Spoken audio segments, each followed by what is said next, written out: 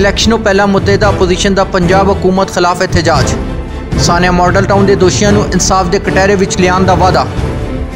अल्लामा ताहिरुल कादरी की कॉल से मुतहदा अपोजिशन इकट्ठी हो गई। इमरान खान ते जरदारी वालों भी हमायत का ऐलान।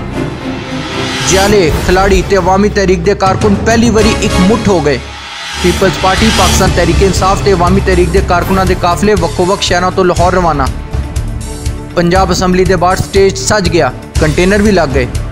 आसिफ अली जरदारी ते इमरान के वक्को-वक् कंटेनर तैयार। माल रोड बंद, रेंजर भी सद ली गई। नेड़े तेड़े के तालीमी ते कारोबारी इदारे भी बंद। हस्पतालों में हाई अलर्ट ते डॉक्टरों दी छुट्टियां भी मनसूख। मर्दां ते जनानियां लई वक्को-वक् इनक्लोजर ते एंट्री पॉइंटां ते सख्त सिक्योरिटी।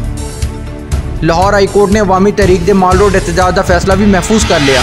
सियासी जमातों को आम शहरियों के हकों का ख्याल करना चाहिए। यह दसो कि धरना या एहतजाज का वेला कितना होगा। लाहौर हाई कोर्ट के अवामी तहरीक के वकील नूं सवाल।